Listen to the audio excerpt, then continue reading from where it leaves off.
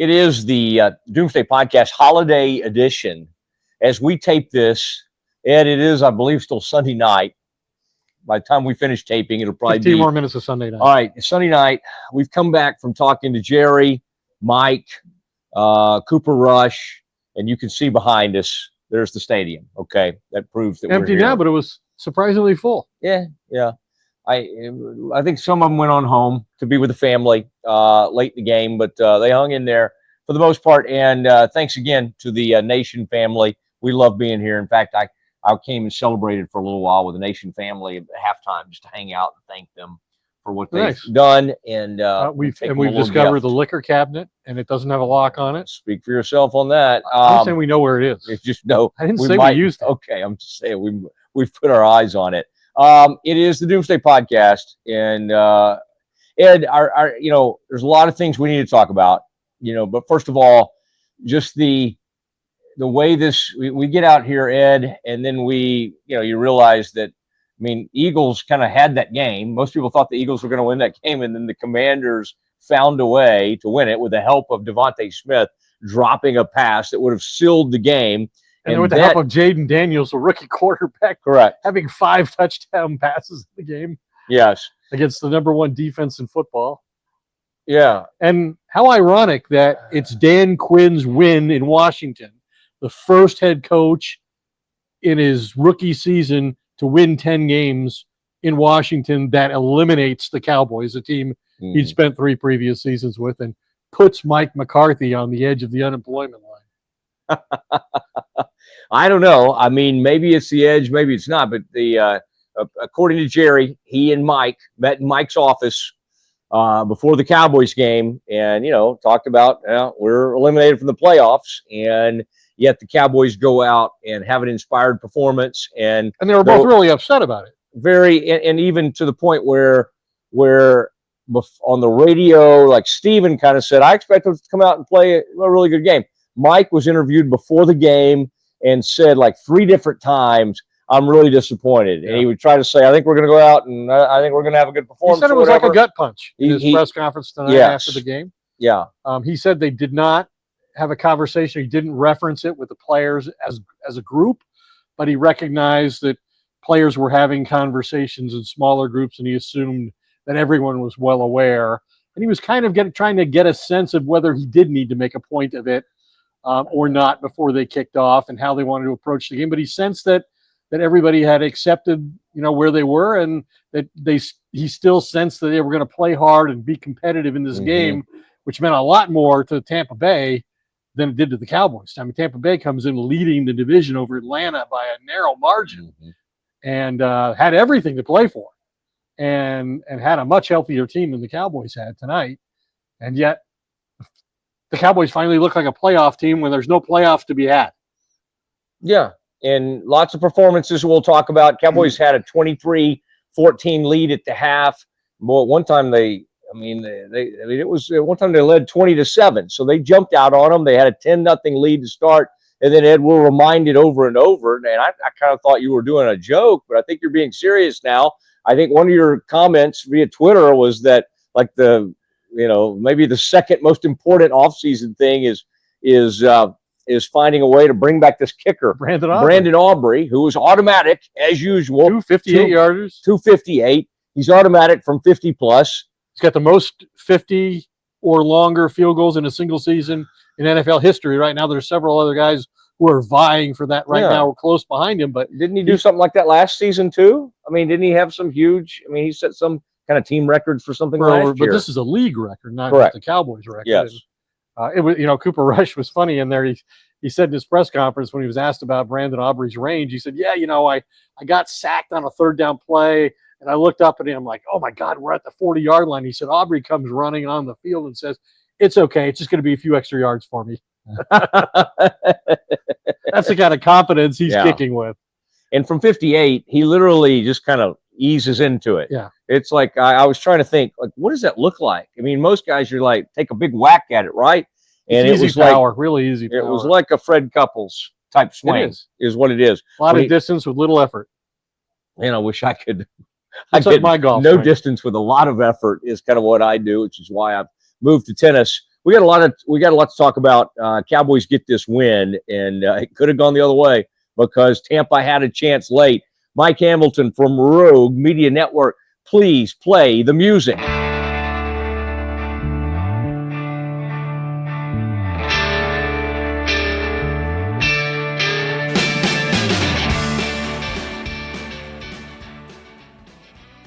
All right, Ed. Cowboys get this win, and big character win for the Cowboys. Lots of performances. Good performances from the Cowboys. I would say it was another tremendous performance by the defense, and two huge plays in the second half. Fourth quarter. The fourth quarter. And one by Jordan Lewis, who is playing through injury, and as you noted, has an elbow brace. And I mean, again, they could say, let's shut some of these players down. I mean, they're hurt. Players could just say, I'm too hurt to play now. They got nothing to play for. I'm taking care of myself. I'm about to be a free agent, which he is, and I'm going to protect my health. And I think they had a cornerback who is not going to be a free agent, but maybe he stepped aside. But Jordan Lewis back there on the goal line, I mean, that's an incredible play. I mean, in that one moment, Ed, it was McMillan, who's a great young receiver, rookie receiver from Washington. You remember him. Penix was throwing to him last year in that playoff game against Texas, and then they played for the national title. And to me, it looked like he caught the touchdown pass. And for a second, maybe he did. And Lewis was able to wrestle it away from him, and he comes up with the interception. That was the first huge defensive play. And Lewis was involved in the second one as well because he came on a blitz. He had Baker Mayfield, but he couldn't get him down. Mayfield winds up pitching the ball forward to Rashad White, the running back. And before he can get to the ground, he loses control of the ball, and Deron Bland recovers and clinches a game for the Cowboys. Yeah, that was big because I would say the Cowboys, from a game management standpoint, weren't putting on a clinic in those last couple of drives where they kind of needed to run the ball. They couldn't run the ball. Possessions in the second half. There were some empty possessions, and Cooper Rush, who put up great numbers and threw for 290 yards and a touchdown, and made some great throws. Almost threw one away late that would have put the Cowboys in a really bad situation. But the the defense continues to step up time and time again. And again, I thought Baker had a great chance to lead them down the field. And all they had to do, they had plenty of time, and they had to kick a field goal to win the game. And so, and I thought that was interesting. Rashad White, you were just describing it. He held the ball out like a loaf of bread already. He had it away from him, and then he had it tucked away, and Bland rips it out of there. I mean, it was a tremendous play. And that's how the Cowboys win. And think of how many plays there were in this game, Ed, that were either reviewed, like, oh, he was down, or actually turned out to be turnovers. And the Cowboys end up with what? The interception, all the forced fumbles. They forced 3 fumbles, which is the most this season, but they only one was recovered by them, but it was the one by Bland that won the game for them. And I think both Jerry and Mike McCarthy after the game were praising the effort of the players. I think it's maybe not surprising that there was, they showed no quit today, because I think the bigger challenge will be these last 2 games against Philadelphia and Washington, both of which obviously probably going to the playoffs. But the bigger challenge will be those games, because the hard work was already done when they found out they had nothing to play for. Like, it was just time to go play a game.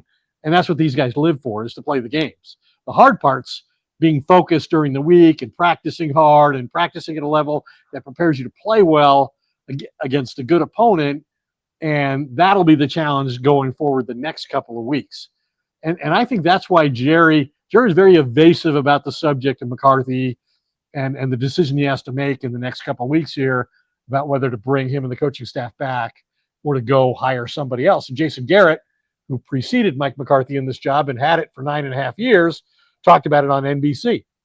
He said that he did not believe Jerry Jones had yet made a determination in his own mind about what he wanted to do, and that these next 3 games were going to help him make that come to a resolution, and that Mike couldn't afford to lose all 3 of the games. But that would be a hard sell to the fan base if they're 6-11. Yeah. Well, they're not going to be 6-11.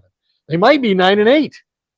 What we do know is that this Cowboys team will not lose more than 10 games, and that's the most McCarthy's ever lost in any of his 18 seasons as a head coach in Green Bay and Dallas.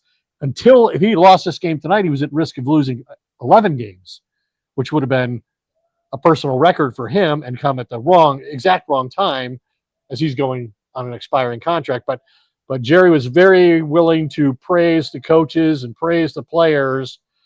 Even when I asked him I said, what do you blame this season on? Not making the playoffs.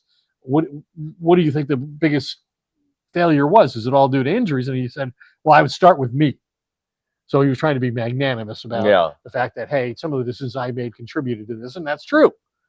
But he would, even after we walked off from the main group, he would not stop and talk about the decision and the mechanics of how he's going to go about making that final determination about the coaching situation. There seems to be a thought among media, and this may be even something Jerry's mulling over. You know, Belichick's now with University of North Carolina. All these young assistants that they went against one tonight, Liam Cohen from the Bucks, who coached on Sean McVay's staff with the Rams, and that's what everybody wants. Everybody who's making a change is looking for that next McVay, next Kyle Shanahan. It doesn't seem like Jerry. It doesn't really seem like what Jerry's going to do, and so the thought process becomes, who's better than McCarthy? And I think there's part of the fan base that would go, just anybody. Yeah. Just give us any change, any form of change. You know, Vrabel, whoever you want to throw out there, even somebody that's some kind of discarded or, you know, rehash type coach, somebody different than McCarthy down there. But right now, to me, what Jerry said after the game, and everybody sometimes is like, why do y'all all crowd around Jerry? Well, we sort of they just hate him so much they don't want to hear from him. I know. But Jerry's reaction to this game was that he loved the emotion the team showed, and he thinks the reason they had so much passion and emotion poured into a game that really didn't have anything to play for, that is a direct reflection of this head coach. So, well, he even said the thing that really got my attention is when he said these guys played with the intensity and passion of a team in an NFC championship game trying to get to a Super Bowl, not of a team that just said that, recovered, is trying to recover from the devastating news that you're not making the playoffs for the first time in 4 years. Yeah. Never mind, that was 1995. You know, the last time they went to an NFC championship. Yeah, they went to an NFC championship game. But still remembers it. I guess. But this was a. I mean, it's funny, Ed. I think there's so many horrible teams right now that I don't know that it's that huge of a deal. I think for a while we were kind of joking. They're hurting themselves with their draft position. Well, the truth is there's so many like 2 and 3 and 4 win teams. They're kind of, they've kind of played themselves out of that group, right? Yeah. There's several. There's like Giants 7 are a teams. 2-win team. Yes. And then there's a bunch of 3-win teams. The Raiders, somebody won today that Jaguars. shouldn't have won. Was it Jacksonville or the Raiders won today. The Raiders, yeah. They beat Jacksonville. They beat the Jags. Jags found a way to win when they really needed to. Now, Ed, I find this. I mean, it is interesting because Rush, and I know there's things that maybe you're not. I don't know. I'll let you speak to where you are on Cooper Rush. I would just say I think the fans kind of realize he just keeps putting up really good numbers, and sometimes you can knock him for being more of a check down Charlie type guy, like Brad Johnson was by the time he got to the Cowboys. And yet in this game, I mean, he was making throws down the field, and he hit CD on a couple of big throws. I mean, that throw he made even to Jalen Tolbert, he had a player in his face, and he was able to thread the needle on that. Coming free on a pass rush. Yeah. But yeah, I mean, just look at his numbers, and he had a huge first half, obviously, 226 yards for a 23-14 halftime lead. He was 12 of 14 at that point for 175 yards and a TD, targeting his wide receivers in the first half. That's his most completions targeting wide receivers in a half and his second most yards. He found CeeDee Lamb regularly 6 for 7 for 100 yards for their top playmaker in the first half. He was 7 for 11 for 148 yards against the blitz in the first half, with 6 of those completions going for first downs. His 148 yards set a new career high for a full game in terms of against the blitz. 14 of 18 for 131 yards and a touchdown between the numbers. That's a career high. So this was a game, as he said afterward, that, I mean, they only had 31 rushing yards. You know, the last time they had only one other time in franchise history have they won a game where they had 31 or fewer rushing yards. That was in 1987. So this was a game that they knew the Bucs were going to take away the run game. The Cowboys had had success in recent weeks with the run game. Rico Dowdle, 3 straight 100-yard games, first undrafted player in 10 years to do that. But Tampa Bay was not going to allow that to happen, and they didn't. And so they knew that they were going to have to throw the football. And Cooper Rush did that, and he avoided taking a sack, and he took 1 sack. He had no turnovers in the game. So turnover differential in the Cowboys' favor yet again, which has been a prominent trend through these 4 wins in 5 games. And, I mean, if you look at the season on a whole, they've beaten 3 good teams. Would you say? I mean, they won at Pittsburgh, they won at Washington, and they won this game tonight. Yeah. And I was a little surprised. I thought Tampa Bay, given the stakes for them and given the Cowboys situation, this was a hugely consequential game for Tampa Bay. I thought they would play a lot better than that. And I mean, they came into this game leading the NFL in average points scored per game on the road at over 31. They didn't get there tonight. Although the quarterback played great for them. I mean, he put up huge numbers. He threw for over 300 yards, and he was running. They just couldn't really sustain drives. Cowboys, as you said, had the huge plays they had in the fourth quarter, and they had several sacks. And Linval Joseph had one of them. Micah, I mean, we mentioned Micah had a sack, and that was his 50th career sack. He's just the 6th player to do that in his first 4 seasons in the NFL. And all of the other guys, with the exception of J.J. Watt, are in the Hall of Fame, and he's eligible soon for the Hall of Fame. J.J. Watt. Yeah. Well, and Micah had the flu. So, I mean, there were several guys playing through things, and I would say it was kind of interesting that they made the announcement in the press box that CeeDee Lamb had left the game with a shoulder and was questionable to return, and literally like 2 plays later, he's down there fighting to get in the end zone, and they get him down at the 1-yard line. Yeah, and he's right back at the game. And I was just looking at a quote that he had after the game, and he's just speaking to that. In fact, he says, "My shoulder is out of whack. I'm not going to even lie to you. I'm just out there battling and doing what I do. It's not fun." And they said, "What's the biggest reason he keeps playing through it? I love this game that much. I'm literally willing to put my body out there on the line for my guys." So anyway, I mean, I think he's shown great competitive spirit and leadership that maybe we have never really seen before in his Cowboys career. Taking over the wide receiver room. Brandon Cook's obviously still in the room, and he's a much more veteran player than CeeDee Lamb is. But CeeDee playing with this injury and being effective, and obviously a couple times over the past few weeks since he hurt the shoulder in Atlanta, he's been tackled in a way that injured the shoulder again, caused him pain. He's left the game, but he comes back in. And, I think that sends a great message. I mean, people are like, why don't they shut him down? Why are they allowing him to play and put himself at risk? They only get 17 games. And real competitors want all 17 games if they're healthy enough to do it. And those very same people would be complaining about the fact that these guys all shut it down when they can't make the playoffs anymore. But I think he sends a great message, and he sets a standard, I think, for everybody else on the team. Like, well, if CeeDee Lamb's not going to shut it down, how can I shut it down? Mm-hmm. And that's why. And Jordan Lewis isn't going to shut it down. How can I shut it down? Yeah. Micah Parsons is still playing. How can I not play? Yeah, I think it's right. And there were moments in this game, like I said, I had to, go, who's 80? 80 just made a play, down the field, like a 20, 30-yard. Flournoy, there's Ryan Flournoy, rookie draft pick, a guy we discovered at training camp. I think he was we first broke that story of Ryan Flournoy. All right, Ed, it is we're gonna have our say to finish, and I got a couple of thoughts on what Jerry had to say as well. But it is now time for Stretch. I do want to make a point that Blake Marable, Merry Christmas to the Marable family. They've been with us for the last, 3 seasons. They've been strong. And in fact, we got it on the books, Ed. We are shooting a new commercial with them, and all our people from Rogue are going to be up there. So it's going to be a beautiful thing. We may even use drones. May use some of those New Jersey drones, in fact. And we're going to shoot it. It's going to be beautiful, and it's going to be that. I sound like Trump there, don't it? It's going to be one. It's going to be beautiful. It's going to be spectacular, magnificent. This is going to be the most magnificent thing you've ever seen.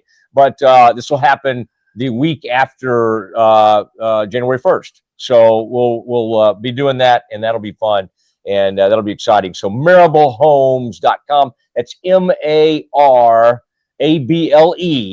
homes.com. Luxury homes, Preston Hollow, Highland Park, Lake Highlands, unbelievable homes. Thank you for being with us. And of course, we thank Rogue Media Network. Now it is time for something we call Stretch Plays. It's Glenn Stretch Smith.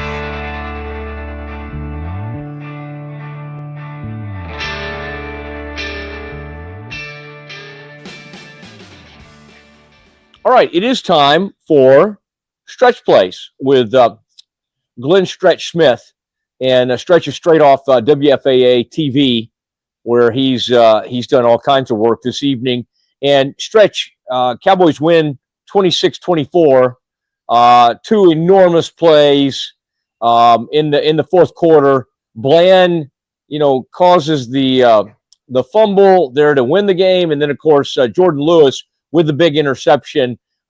Just the overall, I mean, the sacks, the fumbles. What did you think about let's start with just that secondary, the play of the secondary, and just the importance on this evening when you got obviously no Diggs. You have continued to, you're down to Rory A's having to be out there. You're down to really to Bland and Jordan Lewis. What did you make of that performance? Yeah, just a really, really good, physical, hard-nosed performance by a secondary. You saw Lewis come up and support the run one time where he wrong shoulders a play and hits the back for a 1-yard gain. You saw multiple times Lewis be in position when they were trying to run some over-the-middle option routes that I thought he did. He is really a good nickel player. Now, he made the great interception. I mean, that is like, I will promise you there'll be coaches that'll be making a tape of that interception where he fights through the receiver's hands with his hand and then rakes the ball out and makes the play. It was textbook stuff. You saw Wilson absolutely flying around and physical with how they tackle. Oh, you mentioned Awarie. I thought after he made that blunder in the special teams, I'm thinking this kid's going to go into a real funk. Instead, he's come out and kind of put that chip on his shoulder. I mean, I thought they played really well. Now, there was a bust down there on that last touchdown where they ran switch goes, but that happens in football. So I really think what you saw tonight was a Mike Zimmer secondary that played very physical, very fast, and just with complete reckless abandon for what's going on. You hear it all the time in football. You're either the hammer, or you're the nail. And you know what? They were the hammer tonight. They were bringing the wood to those guys. Okay, and stay on defense for a minute. Vigil, you didn't know what you were going to get out of that guy. You had Leofau with the green dot. I mean, Kendricks can't go, and so you have a rookie that's having to, send the plays in through him. He's having to call things out and get everybody aligned, and then you got Vigil in there. A guy ends up with like 10 tackles. So again, while they gave up some big yardage, Baker Mayfield actually played well. But I mean, given who they had out there, Stretch, that crew, coupled with with Micah playing through the flu or whatever he had, pretty strong performance from that group. No question. I couldn't have said that any different. I mean, Leofau went out there. and laid it on the line. You talked about Vital and the job that he did. I mean, he's played some on special teams, but he hadn't been playing, as a linebacker that you expected to get 45 snaps a game out of. You saw Golston get off the edge, make some plays. You saw Linval Joseph. I mean, overall, this defense played their butt off against a good Tampa Bay offense. I mean, you can say what you want to about Tampa. You can say what you want to about the NFC South. At the end of the day, they were playing to be in first place and stay in first place. Instead, they come in here and they get beat by a Dallas team that was, like you said, I mean, Kendricks was out. I just think this experience that these young guys are getting, and I know you'll want to talk about offense in a minute, and we'll talk about that. But when you have Leofau and Awarie on this side of the ball, you get Nealand getting a lot of experience. And to me, that helps you going into the draft. You hear guys say, well, let's tank. Bull crap. Go put those guys in the fire and let them play in a game that was a meaningful football game for the Tampa Bay Buccaneers and come out of it winning. And now all of a sudden, that confidence starts to breed confidence amongst your defense. And I know that's exactly what Mike Zimmer's been looking for. Yeah, and, now Mike McCarthy, I mean, who knows? If they finish 9-8 or even 8-9, there's going to be, Jerry tonight, I mean, was he was very excited about this win and felt like, given what they found out before the game, which is they had been eliminated from the playoffs, to come out there and play with that kind of emotion and have those kind of performances against a team that really had a lot to play for in Tampa Bay, trying to win a division, and they didn't get it done. And the Cowboys did get it done, a team that's played so poorly at home this season. So that was big for them. Now, on the other side, Stretch, what CD, again, got hurt. He continues to be banged up with his shoulder, left the game. They said questionable. He's right back in the game, making plays. Just from the overall, they didn't have any running game tonight. 21 carries for like 31 yards, 20 carries for 31 yards. There was no run game to speak of. So what did you make of Cooper Rush? And then, of course, CD playing through some pain and getting it done. First of all, let's talk about what Tampa is. They are a really good run-stuffing defense, and they got a nose guard, and Vita Vea, hell, I can't pronounce his name, but I know one thing, you ain't moving him off the football. And so what I like is McCarthy did try to continue to run the football some at times, but he was also not afraid to say, hey, we'll run some 7- and 8-man protections. We'll get into some deep overs. You saw Cooper Rush throw some deep overs. You talked about CeeDee Lamb. I want to talk about Flournoy.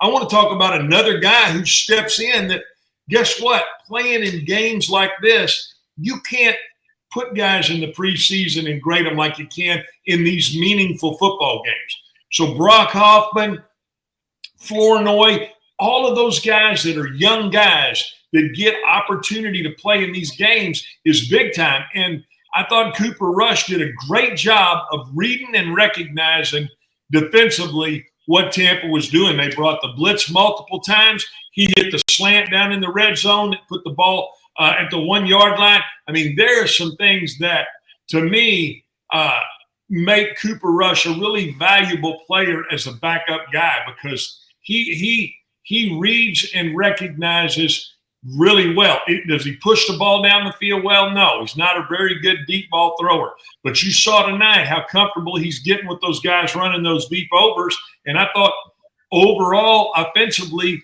Dallas did and took advantage of what Tampa Bay gave them, which was a soft secondary that Dallas was able to take advantage of. And guess what? To me, when you've got a backup quarterback and you can take, I think he threw for 26 yards in the first half, something like that. When you can take advantage of what a defense is doing, that speaks volumes about what you're doing offensively. So I'm going to say, I mean, it's been a long time since I've sat and just said, you know what, I'm going to give this team A's across the board for everything that they did, because they had every opportunity to go out there tonight and just and just roll it out there. Just say, hey, we're just going to go out and see what happens. And you didn't see them do that. And I'm saying on either side of the football and on special teams, they were getting after their ass. And to me, that speaks volumes about the coaching staff. It speaks volumes about how they play and how they believe in one another and what's going on with this organization right now. All right, well said. Boy, good work tonight. I appreciate you. And I want you to have a Merry Christmas out there in Parker County. I hope Santa comes out that direction. He's known to kind of hang out in Dallas County and not get out that direction. But I don't know. I mean, and by the way, North Crowley was here tonight, Stretch. Now, that's a championship team. All right, that Fort Worth team, that's a big-time team, and they were in the house tonight. Hey, thank you, sir. I appreciate it. Have a good one. Merry Christmas to you, and I hope you and family have a great Christmas. I will end it by saying this. I talked to Galloway tonight on the way home, and I think he's going to call you and see about maybe sending you some money to get your hair cut. Tomorrow at noon, it will get cut. There will be a cut that takes place. Thank you very much, sir. Sorry to bother you, Mosley.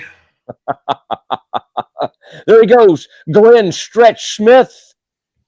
Stretch plays.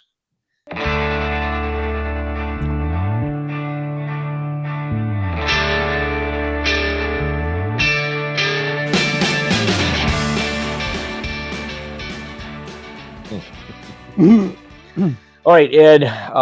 Cowboys have now improved their record improbably to 7-8, and as you said, which would be very improbable, they could finish 9-8. I wouldn't put it past them. I mean, who knows what will happen? They'll play a week from tonight, as we sit here on the 22nd of December. They'll play that afternoon at Philly, and then of course they'll play in Washington here. That game is up and set. I know. I'm sure they'll set it at 7:20. Maybe it'll be noon. Not coming. It'll be noon. How about that? 7:20, I'm out. That's right. That's right. You can catch Ed on WFAA at 6:30 tomorrow morning as you prepare for soon. Christmas. Yeah, that's like about 6 hours away. You'll be good. You'll get plenty of rest.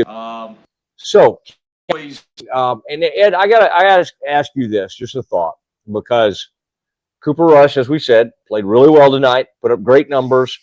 What if Dak had have had the same crew around him that Cooper's had? I'm talking about all the defensive injuries and all the things. Where are we, do you think? I mean, because Jerry's already said we weren't that good with Dak, right? Jerry made that statement. That was a fair point. It was a fair point because they were getting killed at home. Yeah. And it's not like the offense was matching anything. The offense wasn't playing great. They'd be far better off. I think they'd be contending for the playoffs. I mean, I think they might get 10 wins if they had Dak. I don't think it's unfair to suggest that he's worth 2. Oh. I think now they've won 4 games with Rush starting and 3 games with Dak starting. I think Dak is significantly a better quarterback than Cooper I Rush. believe that too. I'm just saying. I think Cooper think Rush. I mean, how many? They're on a roll. How many? 4 out of the last 5 games, right? I mean, I don't know. Maybe. I mean, it's not like you can win that much more than that. Cooper's a good road quarterback. I mean, he's a tremendous road. He's like 5-1 in his career on the road. So he gets to go play on the road where he's pretty comfortable. And we'll see what the Cowboys can do. I think they will have defensive football. It would be nice to run the ball a little bit. I mean, that again, you made the point that that Tampa's pretty good against that. I got to say that Vita Vea, he's a 350-pound man. The play they had to have where the Cowboys love to throw it short of the sticks on 3rd and 6 in big moments, right? Let's throw it out there and let's hope he can break like 3 or 4 tackles. And he did break that first tackle, and Vita Vea shows up on the scene. The 350-pound nose tackled him in space out there. Yeah, it's like pretty dang impressive. But Ed, how do you see this thing playing out now for the Cowboys? And would you say right now, I mean, it's now, I think, 60-40 that Mike McCarthy is going to be back as the Cowboys head coach, is the way I feel in the aftermath of this win. I think if they win one of these last 2 games, I think Jerry will bring him back because I think that's what Jerry really wants to do. I think the only thing that would prevent Jerry from bringing Mike back would be if he felt like the fan base wouldn't accept it. If the outcome of the season was so bad that the fans would demand that either the general manager or the head coach had to be changed. And the general manager is not going anywhere. And so in that circumstance, I could see Jerry feeling like he had to make a change. And I don't think he should. If he has a sense of conviction about Mike McCarthy, I think he could justify bringing back Mike McCarthy. Like, yeah, he said before we won 3 ball games with Dak, and that seemed to suggest that, hey, the injuries aren't going to save Mike. Like, this is already his bonus season. However it plays out is how it plays out. But I mean, the guy did win 12 games 3 years in a row. He's only had, he's only had 4 losing seasons so far in 18 years as a head coach, and this one's not even guaranteed to be his 5th yet. I don't think many people would have done more with this team than he has with the injuries that they've had. What would Jerry do though? Would he give him a 2-year extension? Would he keep signing him to 1-year deals? I assume Mike's gonna have some leverage. And you think he'll try to ask for a 3-year contract? A minimum. Probably wants 4. And then Jerry's got to decide how much he wants him. And if I don't give him what he wants, could he get it somewhere else? Could he get it in New Orleans? Could he get it in Chicago? Could he get it in Jacksonville? Because he's on an expiring contract. And would they give up draft picks for him? They wouldn't have to. Because he's expired. Yeah, once they play Washington, he's a free agent. So it's almost like, to me, if they win next week in Philadelphia or they play Philadelphia close and Jerry reaches a decision, he needs to act before the Washington game. Or else he puts himself in a position where he's now negotiating for his own coach to return, but his own coach has the opportunity to solicit offers from other teams. You truly think that there might be a team that would show interest in Mike McCarthy? Absolutely. He won a Super Bowl with Green Bay. I know. He's won division championships multiple times with both franchises. And when you win here, 12 games, 3 years in a row with everything that goes on here. I get it. I mean, he's going to say, he's had a huge lack of playoff success here. I won 12 games 3 years in a row. That had never been done there since the 90s. Did they make the playoffs 3 years in a row? And the only 2 years I didn't make it was because I lost my quarterback for an extensive period of time, both of those years. His first year and this year. That's what he's going to say. Yeah, he's got Troy Aikman in his corner, lobbying. Tom Brady, Micah Parsons. Mike wants Zimmer back. Well, that's part of it. I think he said McCarthy's expendable. I think he made that pretty clear. He just cares about that Zach. All right. That's it, man. I mean, the Cowboys, here they come. Here they come. Could be on their way to 9-8. I had somebody out even after the game. Are you sure they're out of the playoffs? I said, yeah, pretty sure. Because I said they finally look like a playoff team. I know. And they're playing well and doing some good things. And the defense is playing well. And both Odigizua and Golston, I mean, now Jerry's got to pay a lot of people. And by the way, we should add this, Ed. That was very interesting this week that Micah Parsons basically said, well, yeah, I mean, I'm not going to try to max this thing out. I don't have to pay. I don't have to make whatever he said, like I don't have to make $40 million. Yeah. So I just thought, like, what do you think his age? What do you think his age? These small players are losing. He said something like getting double teamed on every play. No. Like that doesn't sound like fun to me. No. So he said what the fan base wants Dak to say and what Dak to do. So he's won the fans over with those comments. Absolutely. But his agent and the union are not going to let him take a below market deal. Jerry's going to see. Right now, Jerry's got $30 million a year on the table. He should have run down and signed him in the locker room immediately before the press conference even ended. He should have said, "Okay, guys, I'm sorry, I got to steal him for a moment," and without the agent in there. All right, Ed. Let's. I just want to wish our loyal listeners, and man, every time I go somewhere, even at these games, man, they talk about, oh, we listen to the podcast, we love the podcast, people are into it. We appreciate you so much, and wish you a Merry Christmas, Happy Holidays, the whole shebang, Happy New Year. We'll talk to them before the New Year, correct? Okay. Correct. I can still hold off on that. Ed, would you like to say anything? Would you like to our, retract your Happy New Year? Yeah, I'm not telling y'all Happy New Year. What would you like to say to our loyal audience and friends out there? You don't have anything to say? Yeah, I thought you might. I appreciate that everybody listens to us and reacts on Twitter. Yeah, for sure. Has opinions, and we're more than willing to take criticism if it's directed in a very professional manner. Right? Yeah, we'd rather not. We'd rather just be praised. I would like minimal criticism. If that's not possible, we will. That's right. Don't cuss it. Cuss it. A little bit. Appreciate everybody, and it is the Doomsday Podcast for Ed Warder and Mike Hamilton from Rogue Media Network. I am Matt Mosley. Good night from AT&T Stadium in Arlington, Texas.